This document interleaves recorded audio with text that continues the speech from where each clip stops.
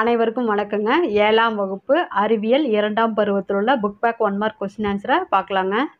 இதில் மொத்தம் 6 தலைப்புகள் இருக்குங்க. முதல் தலைப்பு அலகு 1 வெப்பம் மற்றும் வெப்பநிலை. ஃபர்ஸ்ட் ரோமன் லெட்டர் சரியான விடையை தேர்ந்தெடு. ஃபர்ஸ்ட் கொஸ்டின் வெப்பநிலையினை அளப்பதற்கான எஸ்ஐ அலகுமுறை டேஸ். Answer kelvin. வெப்பநிலையினை அளப்பதற்கான எஸ்ஐ அலகுமுறை கெல்வின். செகண்ட் கொஸ்டின் வெப்பநிலைமானியில் உள்ள குமிழானது வெப்பமான பொருளின் மீது வைக்கப்படும் போது அதில் உள்ள திரவம் விரிவடைகிறது. ஆன்சர் விரிவடைகிறது. வெப்பநிலைமானியில் உள்ள குமிழானது வெப்பமான பொருளின் மீது வைக்கப்படும் போது அதில் உள்ள திரவம் விரிவடைகிறது.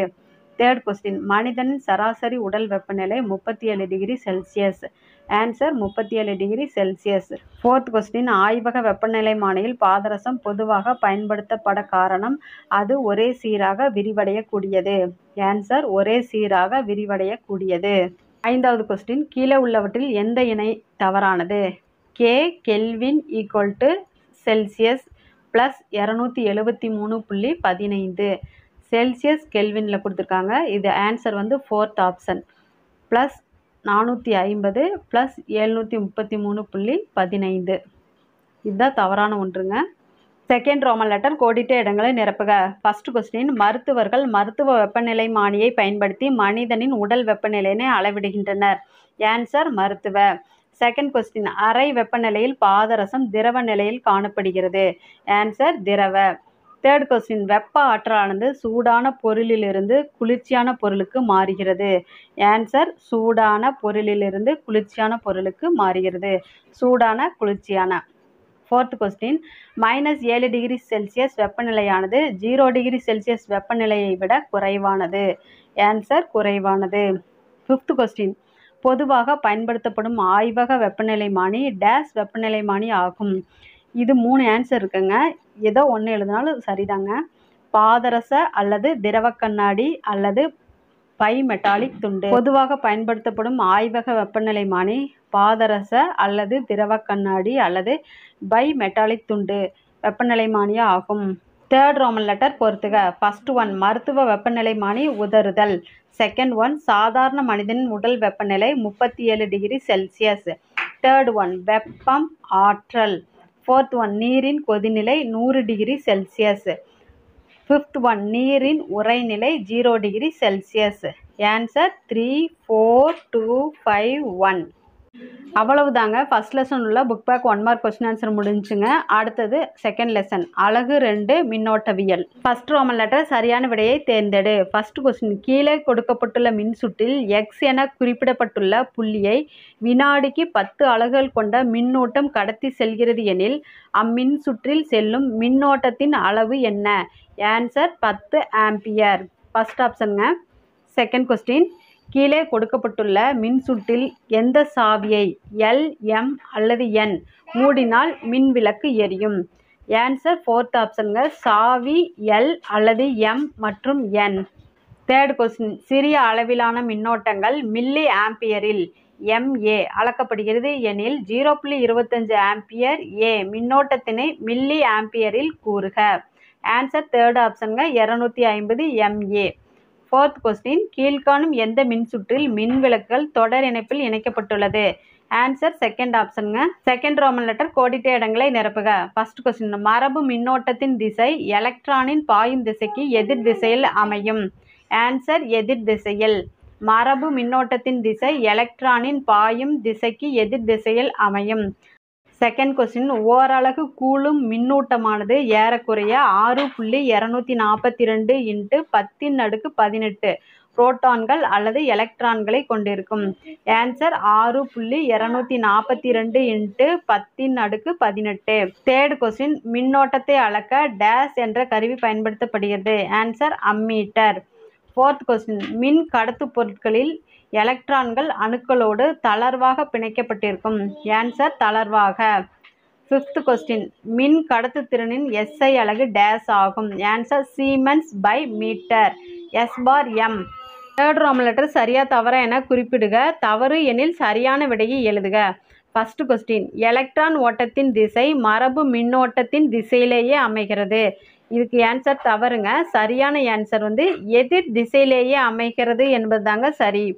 செகண்ட் கொஸ்டின் வீடுகளில் உள்ள மின் இணைப்பில் அதிக மின்பளு இருந்தால் மின் உருகு இழை உருகாது. இது ஆன்சர் தவறுங்க. சரியான ஆன்சர் மின் உருகு இழை உருகும் என்பது தாங்க சரி.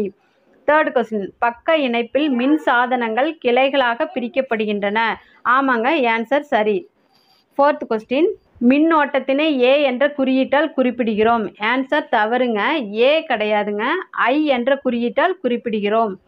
மின்னோட்டத்தினை ஐ என்ற குறியீட்டால் குறிப்பிடுகிறோம். ஃபிஃப்த் கொஸ்டின் குறைக்கடத்தியின் மின் கடத்துதிறன் கடத்தி மற்றும் கடத்தா பொருள்களின் மின் கடத்துதிறனின் மதிப்புகளுக்கு இடையே அமையும். ஆமாங்க, ஆன்சர் சரி. ஃபோர்த் ரோமன் லெட்டர் பொறுத்துக. ஃபர்ஸ்ட் ஒன் மின்கலம் வேதியாற்றலை மின்னாற்றலாக மாற்றும் சாதனம்.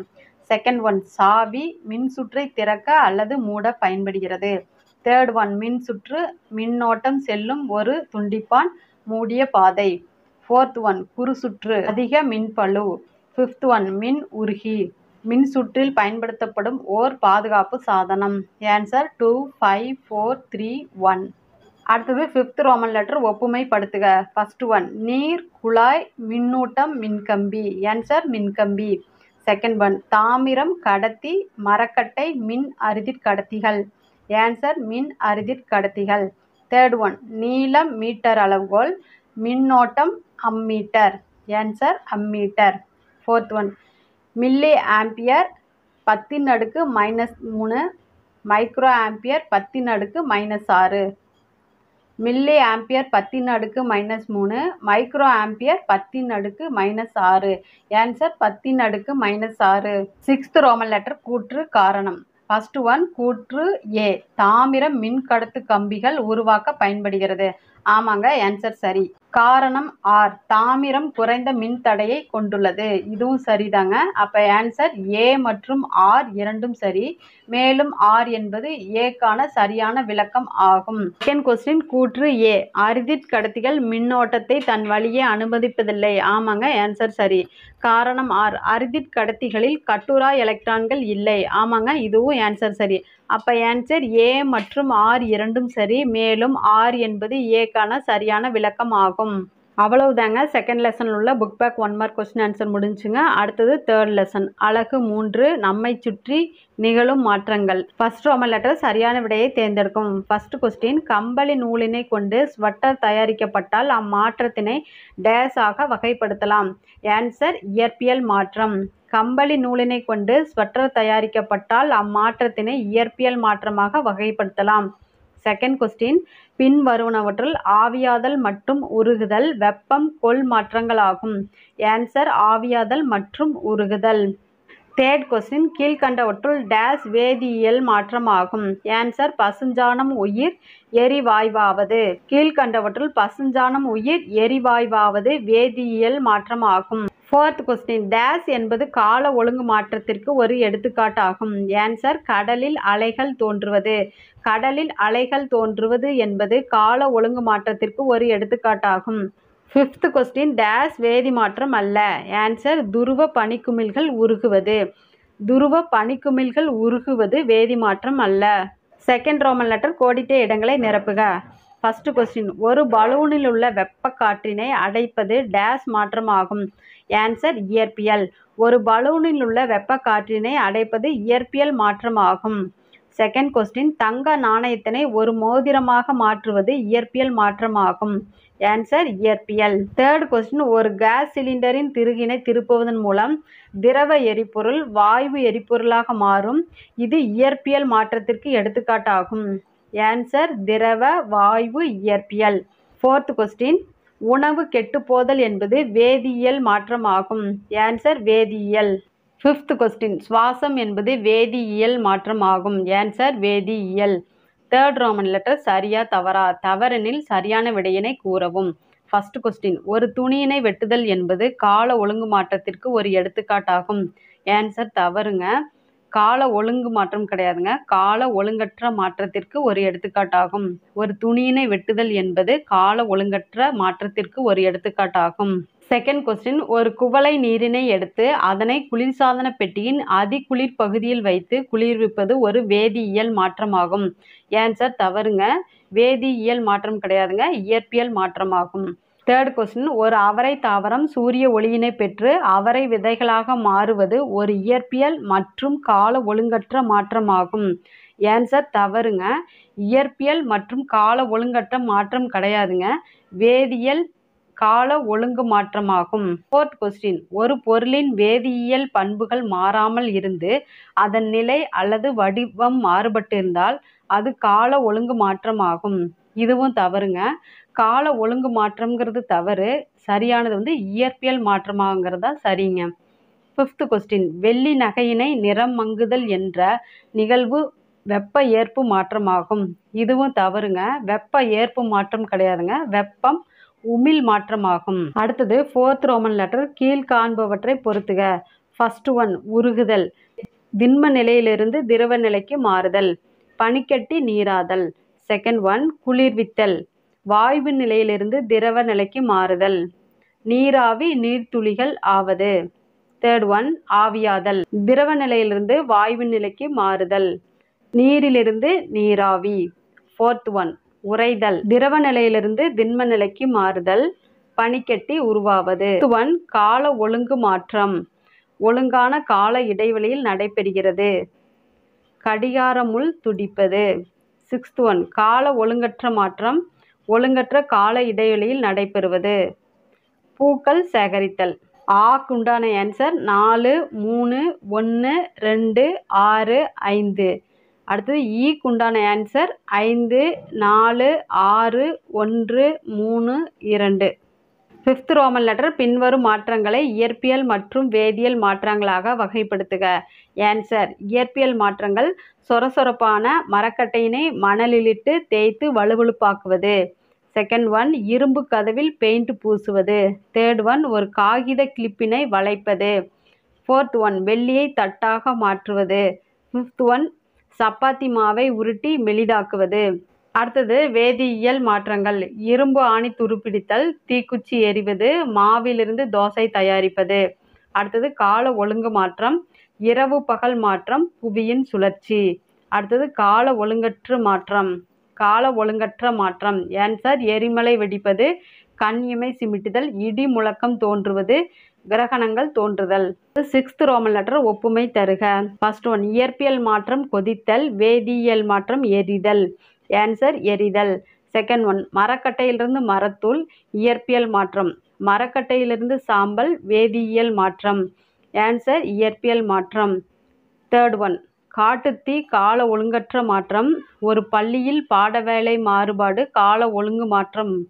ஆன்சர், கால ஒழுங்கற்ற மாற்றம். 11th ரோமன் லெட்டர், வலியுறுத்தல், காரணம் வகை வினா. ஃபர்ஸ்ட் ஒன், கூற்று, பட்டாசு வெடித்தல் ஒரு இயற்பியல் மாற்றம். ஆன்சர் தவறுங்க, இயற்பியல் மாற்றம் கிடையாது, வேதியியல் மாற்றம். காரணம், இயற்பியல் மாற்றம் ஒரு மீள் மாற்றம் ஆகும்.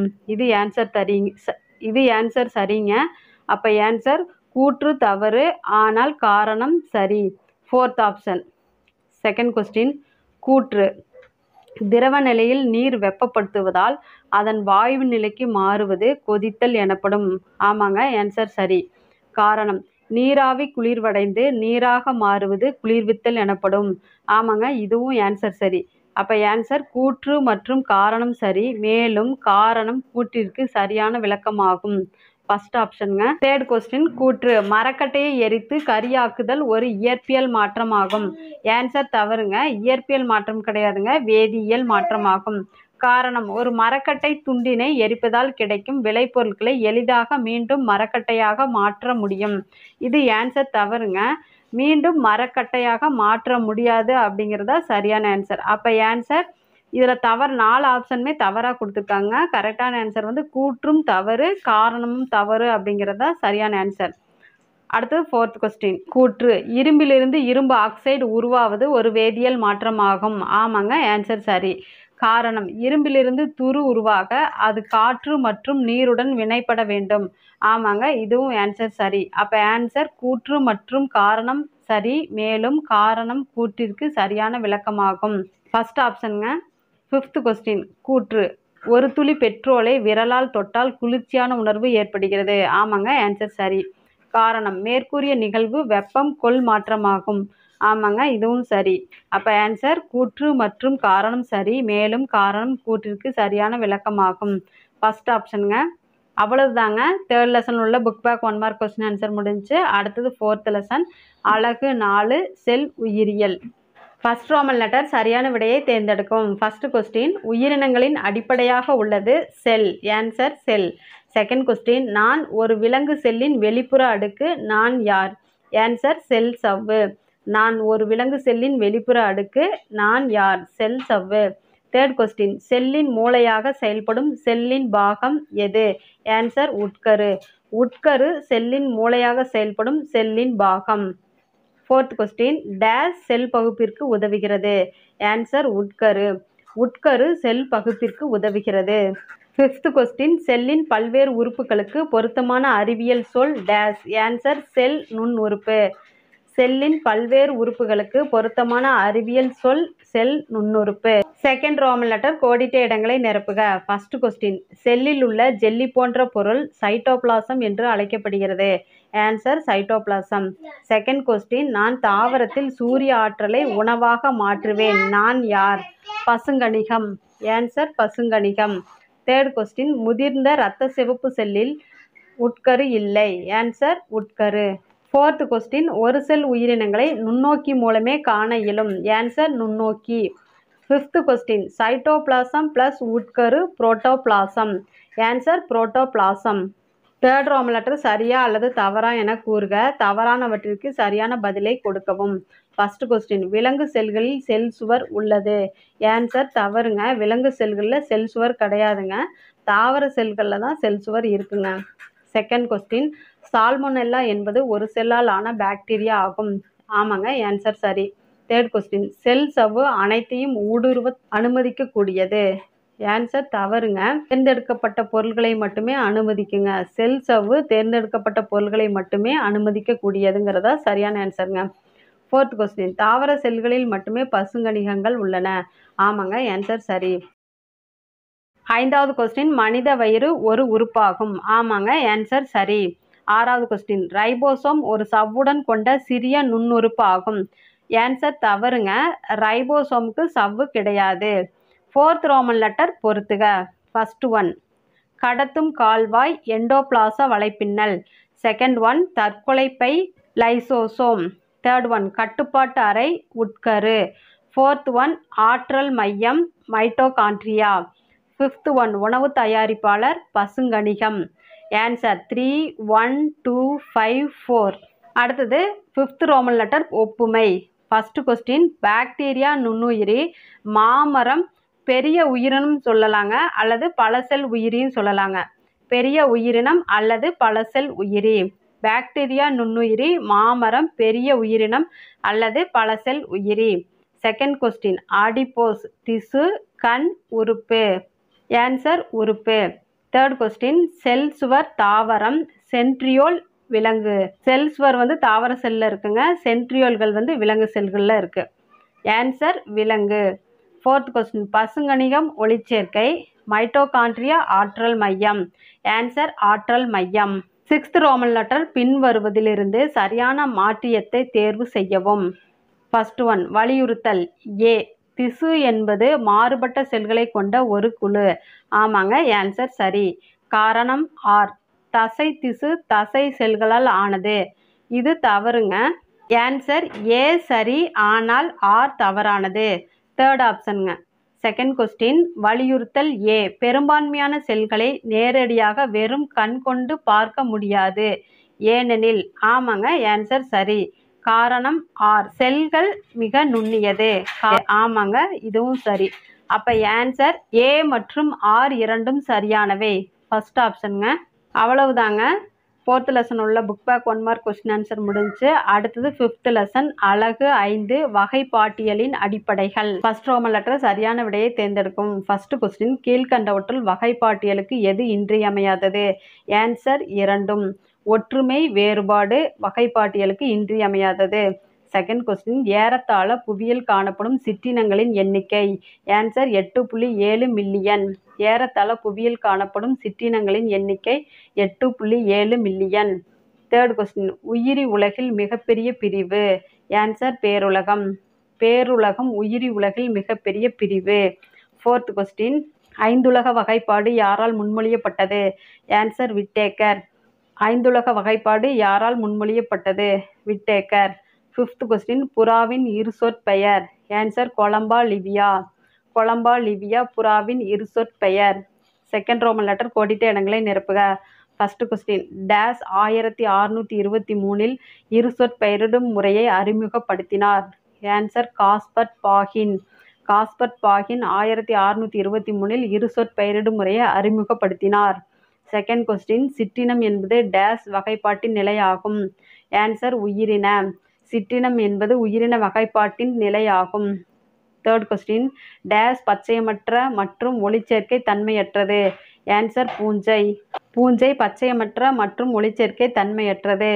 ஃபோர்த் கொஸ்டின், வெங்காயத்தின் இருசொற்பெயர்? Days. Answer allium sativum. Allium sativum வெங்காயத்தின் இருசொற்பெயர். ஃபிஃப்த் கொஸ்டின், டேஸ் தந்தை கரோலஸ் லின்னேயஸ் ஆவார்? ஆன்சர் நவீன வகைப்பாட்டியலின் தந்தை கரோலஸ் லின்னேயஸ் ஆவார். தேர்ட் ரோமன் லெட்டர் சரியா அல்லது தவறா கூறு. தவறான பதிலுக்கு சரியான பதிலை கொடுக்கவும். ஃபர்ஸ்ட் கொஸ்டின், உயிரினம் உருவாகுதல் மற்றும் பரிணாம முக்கியத்துவத்தை அறிய வகைப்பாட்டியல் உதவுகிறது? ஆமாங்க, ஆன்சர் சரி. செகண்ட் கொஸ்டின், மீன்கள் நீரில் வாழும் முதுகெலும்புடையவை ஆகும்? ஆமாங்க, இதுவும் சரி. ஆன்சர் சரி. தேர்ட் கொஸ்டின், 1979 ஐந்துலக வகைப்பாடு முன்மொழியப்பட்டது? இது ஆன்சர் தவறுங்க. 1979 கிடையாதுங்க. 1969 ஐந்துலக வகைப்பாடு முன்மொழியப்பட்டது. இதுதாங்க ஆன்சர் சரி. ஃபோர்த் கொஸ்டின், உண்மையான உட்கரு ப்ரோகாரியாட்டிக் செல்களில் காணப்படுகிறது? இது ஆன்சர் தவறுங்க. ப்ரோகாரியாட்டிக் கிடையாதுங்க, யூகாரியாட்டிக். உண்மையான உட்கரு யூகாரியாட்டிக் செல்களில் காணப்படுகிறதுங்கிறதாங்க சரி. ஃபிஃப்த் கொஸ்டின், விலங்கு செல்கள் செல் சுவர் பெற்றவை? ஆன்சர் தவறுங்க. விலங்கு செல்க்கு செல் சுவர் கிடையாதுங்க. தாவர செல்களுக்கு மட்டும்தான் செல் சுவர் இருக்குங்க. அதனால இது ஆன்சர் தவறு. அடுத்து ஃபோர்த் ரோமன் லெட்டர் பொறுத்துக. First one Monera bacteria. Second one Protista Euglena. Third one பூஞ்சை மோல்டுகள். ஃபோர்த் ஒன் பிளான்டே வேம்பு. ஃபிஃப்த் ஒன் அனிமேலியா வண்ணத்து பூச்சி.